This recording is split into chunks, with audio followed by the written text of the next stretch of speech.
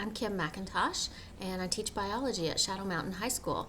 This presentation is about ecology, and ecology is the study of organisms and their interactions. So when we're talking about organisms, we might be talking about plants, we might be talking about animals, we might be talking about the fungus, which serves as a decomposer, we might be talking about algae. So it's any type of organism and its interactions with the natural world. All right, so let's define a few terms first. Some of these terms we tend to speak of and we use them interchangeably, but they have actual definitions. Surprise, surprise. So an ecosystem is all of the living and non-living components in that area.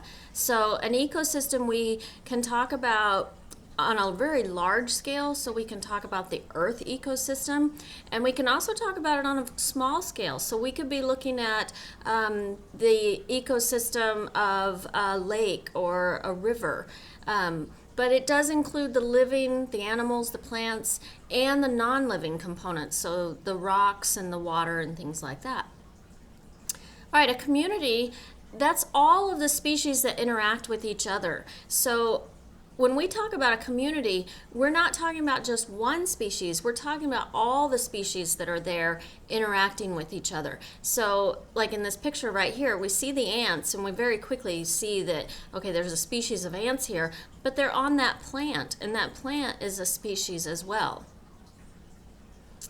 And so a species is all of the same type of organisms that can interbreed with each other. So species, the definition of species is rather important because we need to be talking about just one particular type of animal. And how do we put them into a type where it's just that animal? Well, if they can breed together, if they can reproduce, then they're a species. So things like when a tiger and a lion breed and they produce a liger, well, a liger is not a species because it can't interbreed with other ligers. All right, the habitat is the physical place that the species inhabits. So when we talk about habitat, we would be talking about, okay, these birds live in this habitat of the forest. And then the organism is the individual bird that we might be speaking of, or the individual tree. So the organism brings it down to a very small level. All right, so I want to also talk about abiotic and biotic. So abiotic is the non-living things in the environment. Okay, so abiotic would be the rocks. Abiotic would be the water in that environment because water is a molecule, it's not alive. And then the biotic would be anything that's alive in that environment. So it would be the sheep, it would be the grass, it would be the insects. All right, succession is another thing that we study in ecology. Succession is when an area has, it's basically been wiped clean. And this is really, it happens when there's like a glacier that recedes and that land is pretty much empty. It's been covered by ice and there's nothing there. And so there's this way that plants will build up in that area. And what happens is it starts off with very small plants, okay? Seeds will be blown in on the wind, and so you'll get a few annual plants, but nothing very large yet. Well, these annual plants, they really do prepare the soil, and perennial plants and grasses start to take over. So you see less of the annual plants, and then you just see perennial plants and grasses. And then they modify the soil even more, and you'll start to see shrubs. And so the shrubs will pretty much take over, and you might see a few perennial plants and grasses in there with them, but they pretty much take over that area.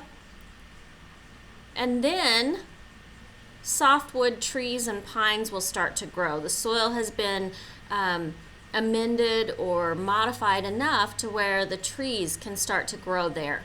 And then after a long period of time, you'll get the hardwood trees, the very tall, very long-lived trees. We have what's called biomes, and biomes are areas of the world, different ecosystems, different types of environments. So we'll have tropical rainforests, and tropical rainforests really are defined by location. So they're very close to the equator. They're very warm year-round, and they get lots of rain. And so there are different plants and animals in that area as compared to what you would see in the savannas or the grasslands. Grasslands are generally at a mid-latitude, so they'll be a farther away from the equator and still warm, but they might have harsher winters, and so obviously you would see different plants and animals there. There's the tundra, which is Arctic area, and taiga, which is coniferous forests mostly.